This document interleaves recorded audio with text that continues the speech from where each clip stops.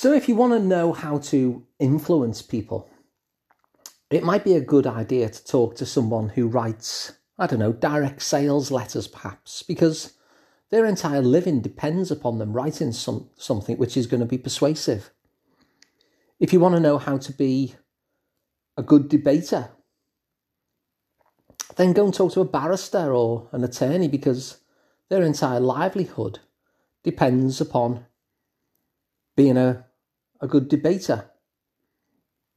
If you want to know how to give a really interesting talk, then, I don't know, go and see a stand-up comedian, because that's what they do. They give talks that are engaging, that hold people's interest.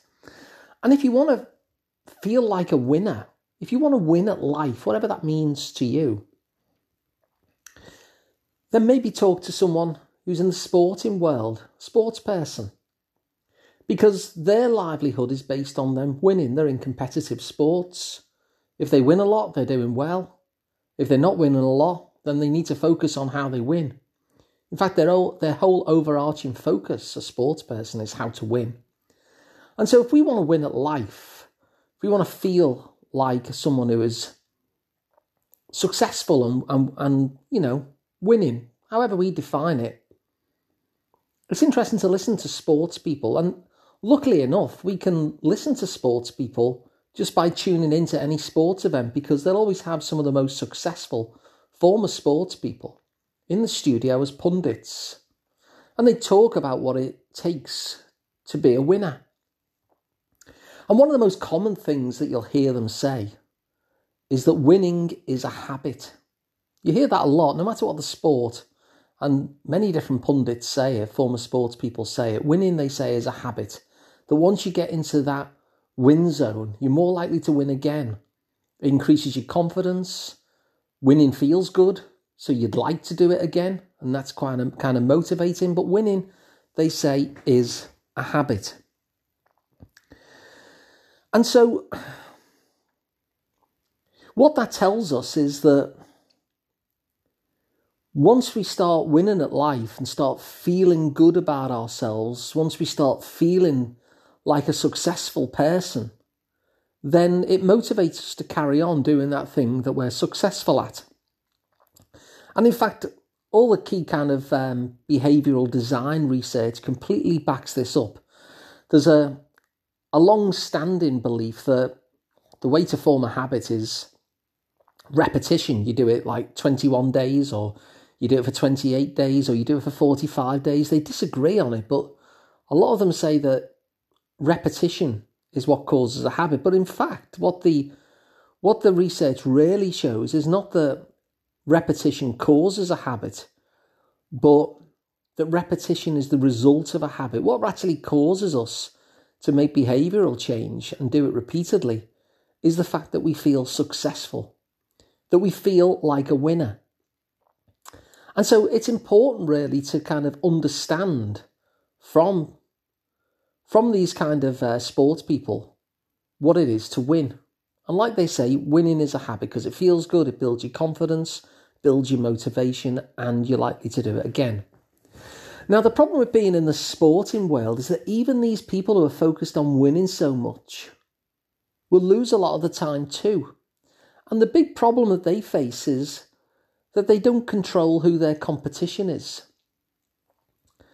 So, I don't know, if you're a football manager, for instance, and you're in a cup competition and it's the cup draw that day to see who you're going to play, and you end up at Real Madrid, one of the biggest clubs in the world.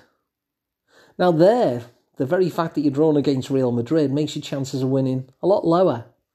But I don't know, if you've been drawn against an amateur team, well, the chance of you winning there is going to be an awful lot higher.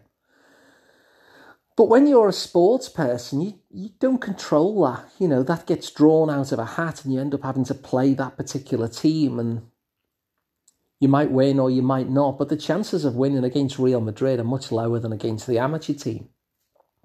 And so sports people have this real disadvantage that they don't choose who it is that they're playing against. The big advantage for us, though, is that when we want to feel like a winner, we can actually decide what winning means. We can actually control and construct what winning means for us. And again, all the research on behaviour design and behaviour change says that this is the case. And so often, and I talk about this a lot, often we're tempted to try and create an enormous change. We'll go for a 2-hour walk every day. And yet that really sets us up for failure, doesn't it? Because if you only go out for 90 minutes, or in fact, if you don't even go out at all because 2-hour walk just seems quite overwhelming today, then we feel like a failure, and then we feel under-resourced, and then we feel like, well, I may as well just give up because I can't do that. And so rather than building these huge kind of tasks for ourselves, rather than choosing to play Real Madrid, in other words, one of the things that we can do, and that the research shows is effective, if we want to feel successful, if we want to be a winner, we actually design the criteria for winning so it's actually really, really tiny. So rather than higher the bar, we lower the bar. So as an example, there's a guy called BJ Fogg, and he's an academic who works on behaviour design, who's done a lot of this research. And one of the things that he actually did for himself in his own life is that every time he went to go to the toilet to have a wee, he would, as long as it was in his house, he would then do 2 push-ups immediately afterwards. Now, if he wanted to do more, he could, of course, that was up to him, but that wasn't what winning meant. What winning meant is that he would do 2 push-ups immediately after going to the toilet. And the reason he did that is because he wanted to feel like a winner. And in order to feel like a winner, he decided to rig the system in his favour. So he was never ever playing Real Madrid. He was always playing the amateur team. And as a result, he always won. Because he knew that 2 push-ups was a pretty much guaranteed success. And also, it was such a small thing to do that it wouldn't overwhelm him. It was only going to take a couple of seconds. And yet what he found himself doing a lot of the time was once he'd done his 2, he would carry on for a bit. He's there, he's in the position, he's doing his push-ups, he may as well carry on. And sometimes he didn't. Sometimes he did 2, he was busy, wasn't in the mood, but he did his 2 and he'd get back up again and carry on. And whichever way he did it, whether he did his 2 push-ups or whether he carried on till 10 or 20 or whatever, he'd won. 2 push-ups was enough to win. And because he felt good about doing his 2 push-ups, he would keep on doing it and keep on doing it and keep on doing it. Basically, like the sports people say, winning is a habit. And so if winning is the thing that creates behaviour change that sticks, then what's really important is to ensure that we kind of rig it in our favour to ensure that we're not playing Real Madrid, but we're playing the amateur team all the time. In fact, we can play that amateur team with a player sent off.